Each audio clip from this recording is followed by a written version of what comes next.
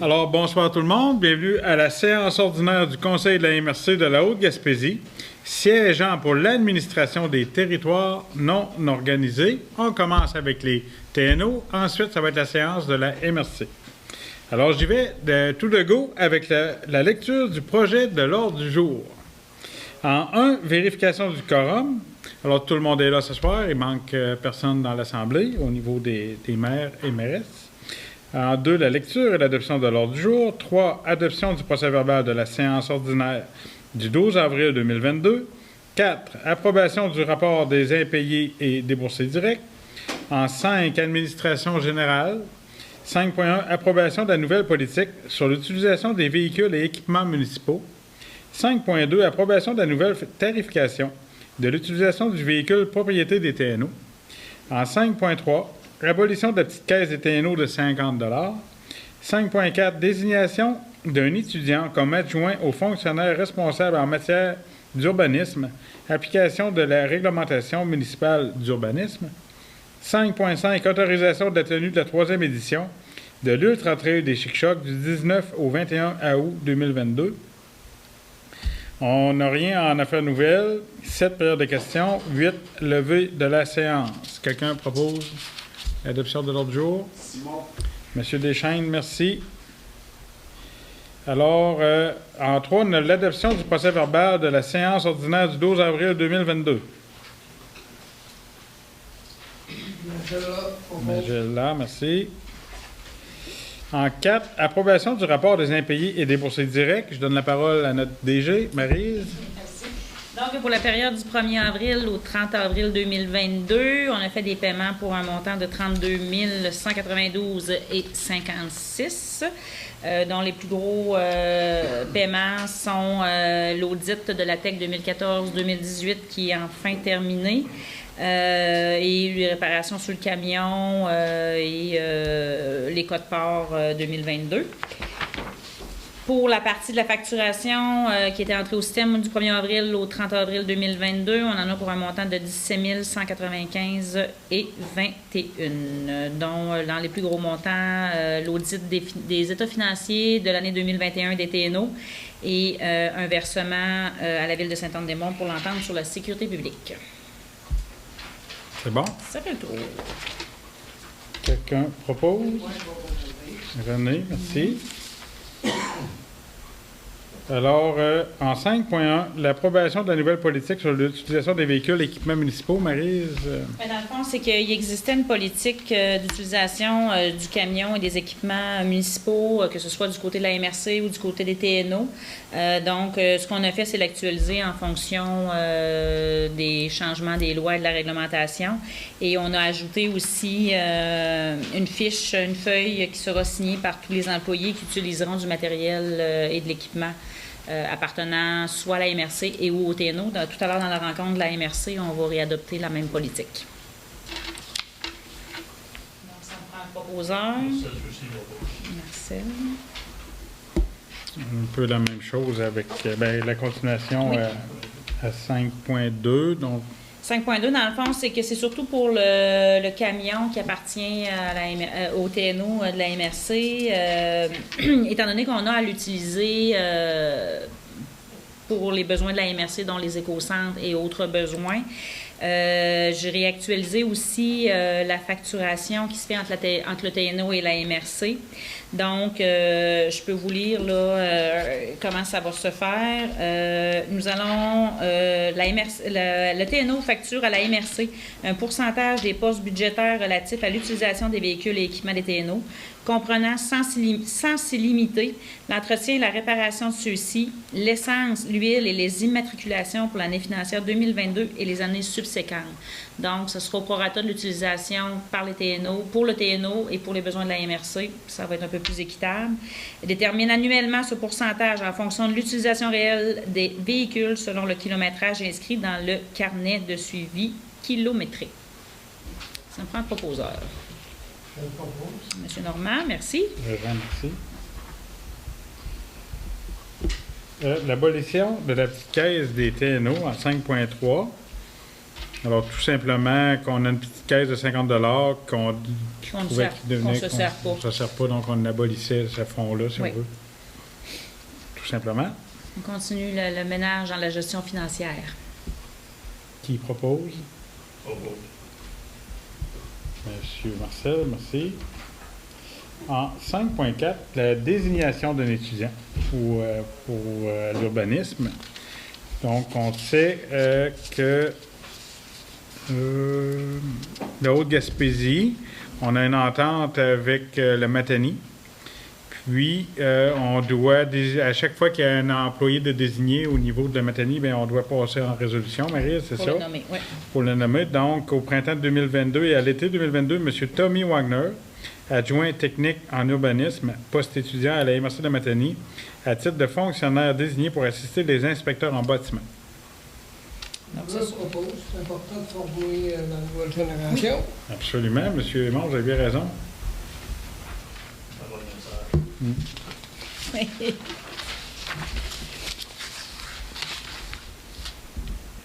5.5. Oui, je prends une petite note. Ah, excuse-moi. 5.5, c'est l'événement Ultra Trail de Chic-Choc. Alors, c'est tout simplement qu'on autorise chaque événement de tenir sa 3e édition. On autorise, dans le fond, les participants à emprunter le passage piétonné sur la route 299. Cet événement est la tenue de course à pied dans les sentiers du Parc national de la Gaspésie. Alors, le MTQ demande à l'organisation de demander au Conseil des maires pour les TNO de traverser le 299. Fait que donc, on fasse une résolution pour ça. L'autorisation. Merci. C'est Joël? Oui. Merci, Joël. Alors, on est rendu à la période de questions. Madame Letourneau n'a pas eu de questions. Levée de la séance, 108. Claude Bélanger. Merci, Claude. Alors, la suite de notre séance ordinaire du Conseil, maintenant pour la MRC de la Haute-Gaspésie. J'y vais avec la lecture du projet de l'ordre du jour. Encore une fois, on a notre quorum ce soir, tout le monde est là. L'adoption du procès-verbal de la séance ordinaire du 12 avril 2022, rapport activité du préfet, 4.1 nomination d'un préfet suppléant. En 5, administration générale, approbation du rapport des impayés et déboursés, direct du 1er au 30 avril 2022. 5.3, autorisation de signature du préfet de protocole d'entente relatif au fonds d'aide aux initiatives régionales. 5.4, abolition de la petite caisse de la SAAQ de 700 $. 5.5, bonification de la petite caisse de la MRC d'un montant de 250 $, qui est actuellement à 250 $. 5.6, demande d'appui du comité ZIP Gaspésie, projet étude de faisabilité pour la restauration et la valorisation de la baie des Capucins. 5.7, demande d'appui de la MRC des aides-chemins. Effet de l'inflation sur le coût de construction, entretien, achat d'équipements, infrastructures et services municipaux des municipalités. 5.8, demande d'appui de la municipalité de Sainte-Madeleine de la Rivière-Madeleine, demande à TELUS de revoir sa programmation pour que les Hauts-Gaspésiens puissent bénéficier des publicités et des informations locales. 5.9, approbation de la politique sur l'utilisation des véhicules et équipements municipaux. En 6, aménagement du territoire, on n'a pas de point ce soir. 7, développement économique pour touristique et social. 7.1, Fonds région et ruralité, volet 2, priorité d'intervention du 1er avril 2021 au 31 mars 2022. 7.2, Fonds région et ruralité, volet 2, priorité d'intervention du 1er avril 2022 au 31 mars 2023. Puis tantôt, c'était 30... OK, oui, c'est bon. C'est bien ça. 7.3, autorisation, signature du directeur général adjoint de l'entente relative au programme soutien au travail autonome. En 8, sécurité, pas de point. 9 non plus. 10, 9, transport non plus. 10, gestion des terres publiques. Appui à l'AFOGIM. Bonification de l'enveloppe budgétaire de la Gaspésie et de la Madeleine. Volet actif du programme 2 milliards d'arbres. 10.2, engagement de la MRC de la Haute-Gaspésie à utiliser les subventions du programme d'aménagement durable des forêts, PADF 2021 à 2023. En 11, logement social, pas de point. 12, culture et patrimoine, fonds de développement culturel, projet village grande nature, le festival du folklore. 13, développement et durable et environnement, on n'a pas de point pour ce soir. Affaires nouvelles, en 14, on ajoute un point. On pouvait, parce que tout le monde est là. C'est un appui qu'on va amener à nos camionneurs artisans. En 15, période de questions, 16, levée de la séance. Alors, un proposeur pour l'ordre du jour. Madame Gass, merci. L'adoption du procès-verbal de la séance ordinaire du 12 avril. Tout le monde en a fait la lecture. Quelqu'un propose? Marcel, merci. Rapport d'activité du préfet. Alors, encore une fois, dans le dernier mois, depuis la dernière séance du 12 avril dernier, plusieurs activités me concernant, donc je vais en faire un résumé. Le 13 avril, intéressante discussion avec le recteur de l'Université de Rimouski, M. François Deschênes. On jase du projet d'alliance avec le Cégep de Gaspé et la création d'un réseau ambassadeur pour l'UQAR en Gaspésie, qui serait composé de sages conseillers, puis on pourrait nommer quelqu'un de la Haute-Gaspésie. Le 13 avril, encore une fois, rencontre avec Mme Chantal Duguay et Nathalie Guilbeault du CI3S. Les efforts continuent pour la venue des hygiénistes et dentistes et le dossier de l'horaire d'affection des paramédics. J'ai posé des questions aujourd'hui, j'ai eu un retour de suivi. On est pas mal encore au même point, les discussions continuent. C'est difficile de recruter un dentiste, donc les discussions continuent pour améliorer les conditions salariales de ces futurs dentistes.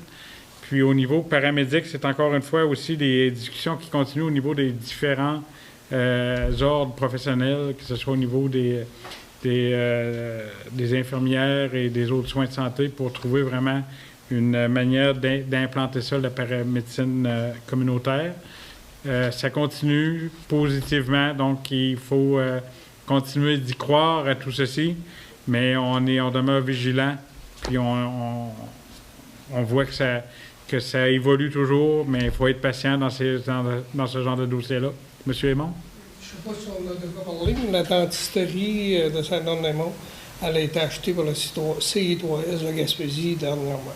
Ah, c'est fait. Donc, c'est de quoi qu'on savait, Magel, mais c'est vraiment concret, là, comme c'est là, ça a été conclu comme C'est par acte. résolution, tout est... Bon, mais ça, c'est une bonne nouvelle. Donc, on voit qu'il y a quand même un bon vouloir des hauts dirigeants. Donc, là, maintenant, comme dans toutes les sphères de métier, en ce moment, il y a des pénuries de main-d'œuvre. Donc, c'est la même chose au niveau des soins de santé. Donc, on va espérer qu'ils puissent recruter le plus rapidement possible des hygiénistes dentaires et des dentistes. Souhaitons-le nous. Pour continuer, le 13 avril aussi, j'ai eu une rencontre avec les membres du comité stratégique de développement social, communément appelé le COS. Le 14 avril, on a eu un comité de sécurité publique ici à la MRC avec des agents de l'appel, de la SQ et les pompiers, M. Steve Dumont. Le 19 avril, on a eu une rencontre avec notre ministre au niveau fédéral, Mme Diane Boutier, notre députée, ministre, et le Conseil des maires. Notre principal sujet de conversation a été le plan de développement intégré de la Haute-Gaspésie et de Sechic-Choc. Alors, on continue de travailler là-dessus. On sait qu'on va peut-être avoir des nouveaux développements par rapport à ce plan-là dans les prochaines semaines. Puis, on compte sur l'aide de Mme Leboutier pour la suite des choses, bien entendu. Le 20 avril, se tenait à Gaspé une annonce du premier ministre, M. François Legault, pour la filière éolienne.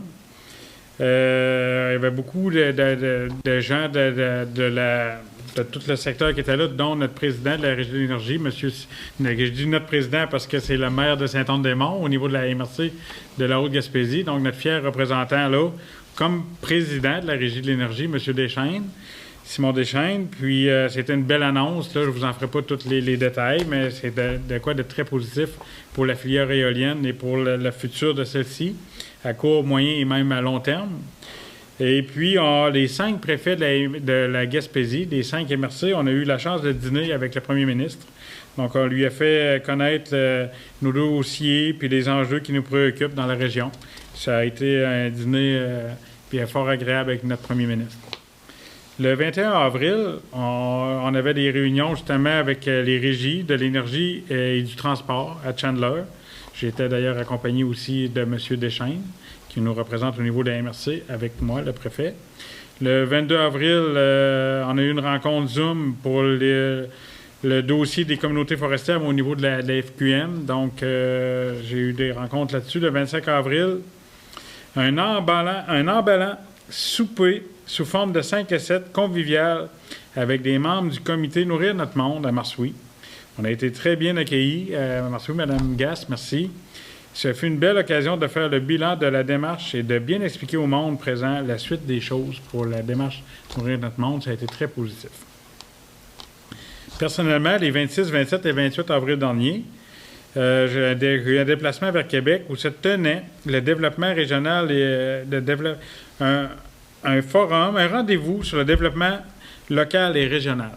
C'est organisé par la FQM. Il y a eu des ateliers plus qu'intéressants, comme le rôle de l'élu, visite le rôle de gestionnaire, comment mieux soutenir les entreprises et les défis post-pandémiques, la pénurie de main-d'œuvre, réussir la régionalisation de l'immigration. Il y a eu une rencontre avec la ministre de l'Économie, Mme Lucie Lecourt. Alors, ça fut un beau séjour pour moi à Québec. Le 28 avril, M. Aymon, je voulais vous donner, j'ai oublié de vous le dire tout à l'heure en préséance, mais je voulais peut-être vous entendre. Vous m'avez représenté comme préfet suppléant pour la remise de diplôme à l'école. Oui, vous pouvez peut-être en dire un petit mot. Oui, c'était pour les monteurs de ligne. Oui. C'est passé à la Maison de la Culture. C'était super bien organisé. J'ai eu pour la première fois une toge. Je te l'avais pas dit, hein? Personnellement, je n'étais pas rendu là. Je trouvais ça très intéressant. C'était super bien organisé, puis les jeunes étaient très, très contents de la façon dont ça s'est produit. Ça s'est fait, je dirais, dans les règles de l'art. Ouais, ça m'a fait plaisir de représenter la MRC et de vous représenter à cette activité-là. Bien, merci beaucoup, M. Aymon. Puis je voulais le souligner aussi, puis félicitations au finissant encore une fois. Le 2 mai, j'ai eu une rencontre avec le directeur du service de formation continue, M. Julien Lambré de Souza, de l'Université de Rimouski. Puis on a parlé de plein de dossiers. Puis moi, je faisais part peut-être qu'ici, on est toujours prêt à recevoir ce genre de formation à distance. Mais il me parlait que ça prend des cohortes de 20 étudiants pour vraiment être oui, c'est ça, mais que ce soit les autres jusqu'à un certain point rentable pour eux de donner une formation comme celle-là. Ça se donne comme celle-là à Gaspé avec les soins infirmiers et le travail social. Puis, il y a un cours qui se donne aussi en certification de gestion de projet, qui peut toujours rester donné dans notre coin. Le 2 et 3 mai, on a eu une consultation publique pour le plan de gestion des matières résiduelles à Saint-Anne-des-Monts et à Mont-Louis. Alors, ça s'est bien passé, rencontre publique pour bien expliquer le plan de gestion qui est quand même sur 7 ans, hein, si je ne me trompe pas, Marie, pour les 7 prochaines années. Donc, il y a des gros enjeux qui s'en viennent. Pour les coûts de celle-ci, c'est de quoi qui prend beaucoup de place dans un budget. Et puis, l'avenue bientôt aussi de la récupération des matières organiques. Alors, vous allez de plus en plus en entendre parler. Puis, on va être là pour que vous informer, bien communiquer l'information, puis faire en sorte que ça se passe bien. Puis, de faire en sorte de travailler en équipe, tout le monde, avec toute la population ensemble, pour que ça coûte le moins cher possible pour justement pour les gestions de la matière résiduelle. Le 4 mai, une rencontre de travail avec la Ville de Saint-Anne-des-Monts concernant le PRMH, le plan régional des milieux humides et hydriques. J'ai eu aussi, encore une fois, des rencontres de travail parce que je suis sur une nouvelle commission sur laquelle j'étais pas, j'ai été nommé sur la commission permanente des ressources... Non, ça, c'était les ressources naturelles. Ça, c'est correct. J'ai eu une rencontre de travail pour ça. Mais je suis aussi sur la commission sur l'immigration et la main-d'œuvre et l'économie. J'ai eu une rencontre aussi par rapport à ça avec d'autres élus partout à travers du Québec. Le 5 mai, on a eu une réunion à la table des préfets toute l'avant-midi avec tous les préfets de la Gaspésie. Le 6 mai, vendredi passé, le 6 mai, une rencontre très intéressante avec la FCMQ, Fédération des clubs de motoneige du Québec, toujours en lien avec la discussion entre la motoneige hors piste et la motoneige en sentier pour qu'il y ait vraiment un bon mariage entre les deux activités qui sont des moteurs économiques extrêmement importants dans notre région. Alors, on avait en présence Mme Maria Fortin, qui est pour la FCMQ, c'est elle qui coordonne tout ça, M. Michel Desrosiers, qui est agent de liaison, M. Danny Pelletier, que tout le monde connaît ici de Saint-Anne-des-Monts. Il y avait M. Réal Camiré, président de la Fédération du Québec, Stéphane Desroches, le DG de la Fédération, et le représentant des entreprises de hors-piste, que je voudrais les féliciter pour leur bonne écoute. Puis, ils veulent collaborer à ce que ça se passe bien. Je veux les nommer M. Jonathan Lefebvre, M. Alain Thibault, Guy Lajoie, Eva Pinsonneau et M. David Lévesque. Il y avait aussi M. Danny Scott du regroupement des MRC qui était là et Mme Cassandra Lévesque, la représentante de notre députée, Mme Mégane Perry-Melançon. Alors, comme je l'ai dit, je le répète, de belles discussions pour la cohabitation, la concertation, la collaboration et des solutions constructives. Alors, ce lundi, le 9 mai, hier, on sait qu'il y avait, peut-être qu'avez-vous vu les camionneurs dans l'actualité, tant ici que partout au Québec, au niveau de l'ANCAE, l'Association nationale des camionneurs artisans. J'étais à la rencontre ici, ils faisaient ça devant le bureau du MTQ à Saint-Anne-des-Monts. Puis, comme on va le voir plus tard dans notre séance, on va prendre une résolution en appui pour leurs revendications auprès du MTQ. Pour terminer, on sait que c'est le printemps, la neige, la fonte des neiges. Alors, je vous demande d'être extrêmement prudent le long des cours d'eau avec la crue des eaux printanières. Soyez prudents, gardez-vous informés. On est dans les prochains jours, ça va être quand même assez critique. Alors, on espère que tout se passe bien. Comme l'an passé, ça s'est bien passé. Donc, on veut que ça reste comme ça. Soyez prudents, s'il vous plaît. On continue avec l'ordre du jour. Donc, le prochain point, c'est la nomination d'un préfet suppléant. Lors de mon arrivée en poste en novembre dernier, on avait nommé M. Magellan-Aymon pour 6 mois pour commencer le mandat. Donc, ce soir, suite à une discussion, on a décidé de reconduire M. Aymon pour les 2 prochaines années. Donc, ça nous amène au 11 mai 2024. M. Aymon a accepté, j'en suis honoré. Magellan fait un préfet suppléant d'expérience et d'une grande aide pour moi aussi quand j'ai besoin de conseils. Alors, merci, M. Aymon, d'avoir accepté cette nomination de préfet suppléant. Bien, je vous remercie pour votre confiance puis la confiance de mes collègues. Merci. En 5, administration générale. Alors, en 5.1, l'approbation du rapport des impayés et déboursés direct du 1er au 30 avril 2022. Pour les prochains points, je laisse la parole à notre DG, Mme Létourneau. Toujours moi qui est dans l'argent. Oui, c'est ta force, Marie. C'est ma force, oui. Donc, pour la période du 1er avril au 30 avril, on a fait des paiements pour un montant de 223 552,37 $. Les plus gros versements ont été vraiment le versement de la quote-part des municipalités vers le développement économique du côté du CLD et les différents versements à la Régie des transports intermunicipaux pour le transport adapté et aussi, on a eu des petits pépins, c'est le cas de le dire, on a eu des petits pépins avec la pépine de l'éco-centre de Saint-Anne-des-Monts, donc il y a eu pour quelques milliers de dollars de réparation. Au niveau de la facturation qui a été entrée au système pour la même période, on en a pour un montant de 253 035 et je vous dirais que presque 90 % de ces montants-là sont la facturation de la gestion des matières résiduelles, c'est-à-dire la collecte des déchets et du recyclage. Quand on dit que ça coûte cher, les chiffres parlent. Bon, mais on continue. Proposeur, avant que je passe à l'autre point. 5.2, Maryse, l'approbation du rapport des remboursements de dépenses du 1er au 30 avril 2022. Dans le fond, c'est le remboursement des dépenses des élus pour les rencontres du conseil et des employés de la MRC. Donc, pour la même période, du 1er avril au 30 avril 2022, on en avait pour un total de 1 276,54 $. Ça me prend un proposeur. Monsieur Joël, merci. Alors, en 5.3, autorisation de signature du préfet du protocole d'entente relatif au Fonds d'aide aux initiatives régionales, volet 4, avec le ministère de l'Économie et de l'Innovation. Alors, je peux peut-être un peu en résumé. On s'engage à respecter les obligations en vertu du protocole d'entente du Fonds d'aide aux initiatives régionales, communément appelé le FER volet 4, pour l'année 2022-2023 avec le ministre de l'Économie et de l'Innovation. On autorise le préfet Guy Bernatchez à signer pour et au nom de la MRC ce protocole d'entente. On s'engage à assumer 10 % des coûts du projet jusqu'à concurrence de 14 444 $ prévus au plan de financement.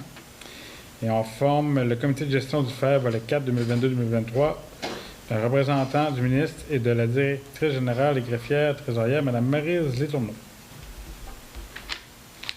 Ça prend un proposeur pour signer l'entente. Claude avait levé la main avant, M. Marcel. Je m'excuse. En 5.4, l'abolition de la petite caisse de la SAC à 700 $. Alors, on avait une petite caisse quand les bureaux de la SAC étaient ici. Il y avait 700 $ dedans. Alors, on a décidé de la dissoudre. Oui, dans le fond, étant donné que on remet l'argent dans le fonds de roulement de la MRC. Magella? Non, c'est dans le fonds de roulement de la MRC parce que c'était... oui. Pour une fois. Nos comptes sont réglés avec le gouvernement du Québec. Est-ce que tu la proposes, Magella, celle-là? Tu la proposes? Yves Yves avait levé la main, oui. Yves, OK, passé, Yves. Bonification de la petite caisse de la MRC. Non, on va passer de 250 à 500 $. On la bonifie de 250. Magella. Alors, en 5.6, demande d'appui du comité ZIP pour un projet d'étude de faisabilité pour la restauration de valeur et la valorisation de la baie des Capucins. Alors, on est d'avis qu'une étude de faisabilité visant la valorisation et la restauration de la baie des Capucins est pertinente pour améliorer l'accessibilité et la santé des écosystèmes. Alors, la MRC, on appuie le comité ZIP Gaspésie dans ses démarches pour la réalisation de son projet étude de faisabilité pour la restauration et la valorisation de la baie des Capucins. Monsieur Marcel? Oui. Je vais me reprendre pour tout à l'heure.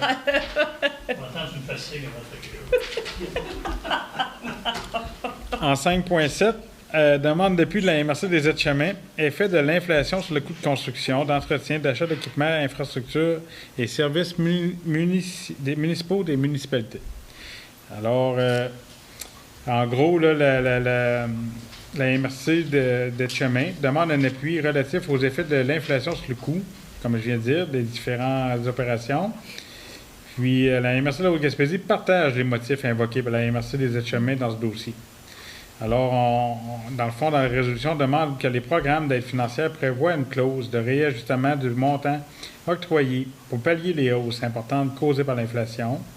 Demande au gouvernement du Québec et du Canada de bonifier les aides financières annuelles, soit la péréquation, la taxe de vente du Québec, des terres publiques, des redevances et des autres compensations.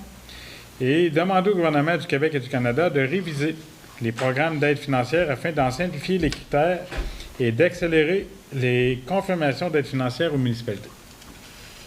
C'est tout à fait légitime. Simon.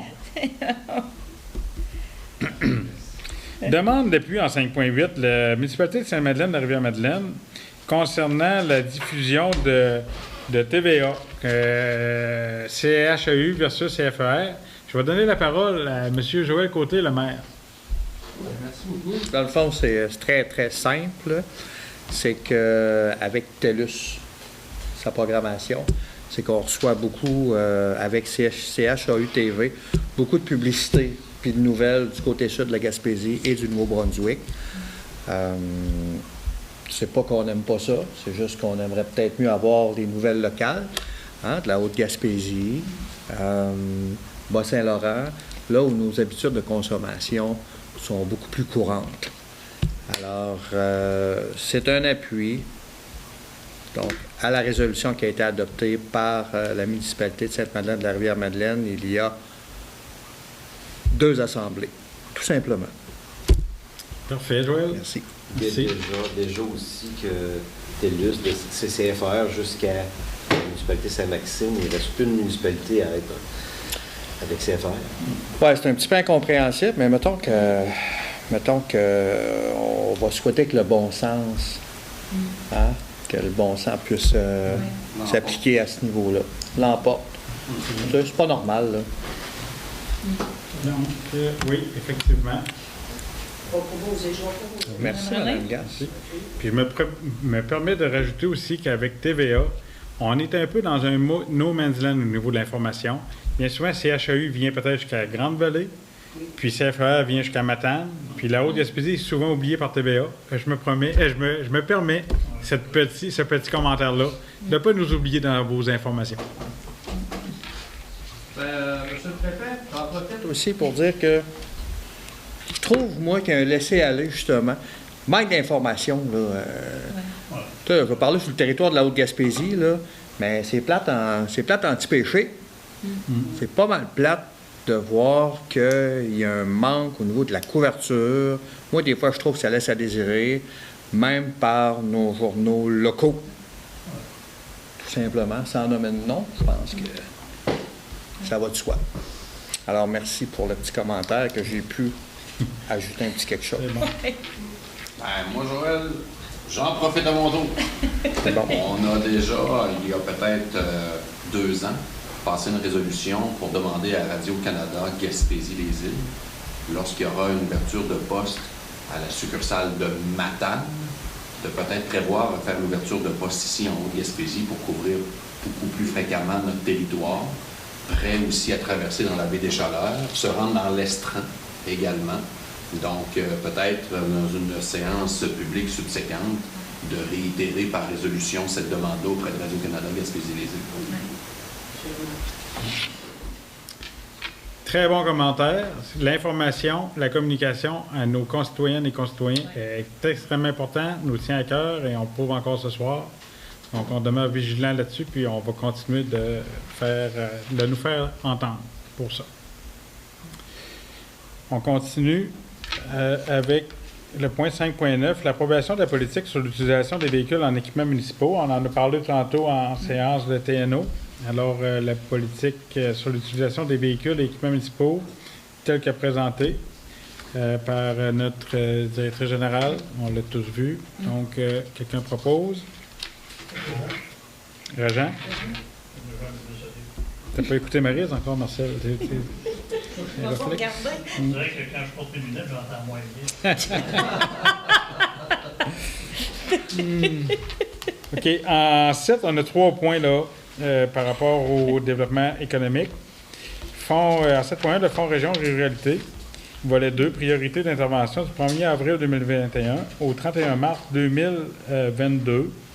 Alors, l'entente relative au Fonds Région Ruralité Volet 2 soutient la compétence de développement local et régional des MRC, signé le 31 mars 2020 avec le ministre des Affaires municipales de l'Habitation et la MRC de la Haute-Gaspésie, doit adopter ses priorités d'intervention pour l'année en cours, les publier sur son site Web et les transmettre au ministre. Alors, en conséquence, on approuve les priorités d'intervention du 1er avril 2021 au 31 mars 2022. On publie les priorités d'intervention sur notre site Web, puis transmet les priorités d'intervention au ministère des Affaires municipales de l'Habitation. Oui. Puis, peut-être juste, en 2020, on dit avec le ministre, mais si je ne me trompe pas, c'est avec la ministre, peut-être. Hein? Oui, c'est parce qu'il... Ouais. C'est parce que lors de la signature... Peut-être que c'était là. C'est parce que quand c'est le FRR volet 2, donc il était signé pour 5 ans. D'après moi, c'était peut-être pas Mme Laforêt au départ quand on a signé, là, mais... En tout cas, si jamais vous nous écoutez, Mme Laforêt, on s'excuse. Tu peux peut-être prendre parce que c'est la même chose aussi pour 7.2. Là, parce que c'est l'adoption des priorités, mais annuelles. Bon. Donc, on va adopter ce soir aussi 2022-2023. On prend le même... On peut prendre le même proposeur ou 2 proposeurs. 2 proposeurs, parce que c'est les priorités annuelles pour le volet 2. Propose Simon. Simon pour un. Pour les 2? Propose Simon pour 2. Ah, OK. ben ouais, tu marches. Hey. Les mains sont en feu. T'es jaloux, Marcel, hein? Il a enlevé ses lunettes. Il a enlevé ses lunettes. En 7.3, l'autorisation signature de notre directeur général adjoint pour l'entente relative au soutien au travail autonome. Alors, on autorise le directeur général adjoint, M. Jean-Simon Vigneault, à signer pour et au nom de la MRC l'entente relative au programme soutien au travail autonome avec Service Québec pour l'année 2022-2023. Un proposeur. Et Marcel.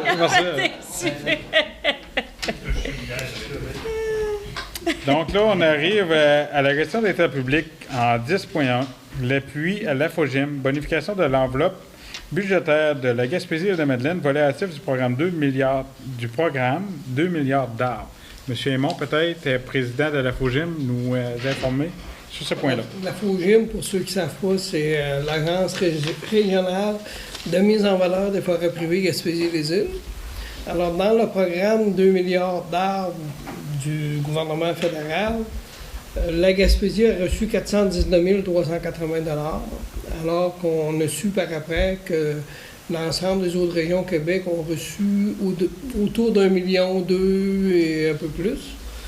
Et évidemment, on a été un petit peu surpris de ça et on demande au gouvernement de rectifier le tir pour ce qui est de la FOGIM Gaspésie en demandant un montant de 708 190 supplémentaires qui mettrait la subvention à 1 127 570. On aimerait bien que ça se réalise cette année, sinon que ce soit considéré minimalement pour l'an prochain. Ce serait bien qu'on puisse envoyer cette demande-là à toutes nos autres MRC de la Gaspésie pour un appui. Puis, je vais faire le nécessaire aussi pour envoyer un petit peu plus de documentation, tel que demandé par mon collègue de Sainte-Madeleine, tantôt, qui avait comme raison de le demander, mais je vais vous faire parvenir. On pourra l'envoyer à chacun des maires et à toutes les autres MRC aussi. Parfait, M. Raymond. Merci. C'est tout à fait légitime comme demande. Il n'a pas assez pour ce problème. Ça me prend un proposeur. Qui propose? Qui propose? Claude. Merci, Claude. En 10.2, évoque l'engagement de la MRC de la Haute-Gaspésie à utiliser les subventions du programme d'aménagement durable des forêts, le PADF, 2021 à 2023. Alors, les étapes de mise en œuvre du programme d'aménagement durable des forêts 2021-2024. Il y a la planification annuelle 2021-2022 de la MRC pour les étapes de mise en œuvre du programme. Et on autorise la directrice générale et greffière trésorière. J'ai-tu au bon endroit, moi? Oui. 10.2, oui, désolé. Madame Maryse Letourneau a signé pour et au nom de la MRC les documents afférents. Et au niveau des lots intramunicipaux, le registre annuel des projets pour l'année 2021-2022 du programme d'aménagement. Puis à l'annexe 5 du programme d'aménagement durable des forêts, représentant le registre annuel des projets pour l'année 2021-2022, rempli par l'ingénieur forestier de la MRC, M. Charles-Philippe Laflamme. Alors, en conséquent, on approuve le registre annuel des projets pour l'année 2021-2022 de la MRC pour les étapes de mise en œuvre du programme d'aménagement durable des forêts 2021-2024 et autorise la directrice générale et greffière trésorière, Mme Maryse Letourneau, à signer pour et au nom de la MRC les documents afférents. Yves. Merci, Yves. En 12, Fonds de développement culturel, projet village, grandeur nature, festival. Voyons, Ça fatigue, c'est correct. Fonds de développement culturel, projet village, grande nature, festival, folklore. On m'a dit que ça avait déjà existé, ça, dans le temps. Oui. On en a quelques-uns ici qui ont déjà participé. Des bonnes anecdotes. Oui. Alors, la demande d'aide financière déposée par le village Grande Nature pour le projet Festival Folklore présenté dans le cadre du Fonds de développement culturel. Le coût du projet s'élève à 32 700 $. Le projet répond au cadre de référence de l'AVENANT de l'entente programme d'aide aux initiatives de partenariat. Alors, on accorde une aide financière maximale non remboursable de 4 000 $ à Village Grande Nature pour le projet Folklore, lequel montant sera prélevé dans le Fonds de développement culturel 2022. Excusez. Propose Simon. Simon, merci. En 14, affaires nouvelles, on avait un nouveau point. Donc, c'était l'appui aux camionneurs artisans. Obtention d'une augmentation des tarifs de transport en vrac du ministère du Transport du Québec. Alors, les camionneurs en vrac, membres de l'Association nationale des camionneurs artisans, ont manifesté à la grandeur du territoire du Québec afin d'obtenir du gouvernement un rajustement du tarif suffisant pour contrer la flambée du prix de carburant et pallier aux pertes déjà encourues.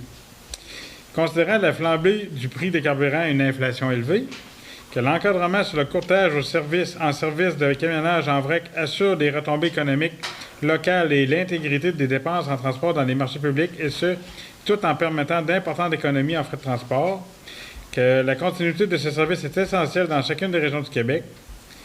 Alors, on demande au ministre des Transports, M. François Bonnardel, ou à ses représentants au niveau décisionnel du ministère, de bien collaborer avec l'ANQUE pour une entente qui satisfera les deux parties.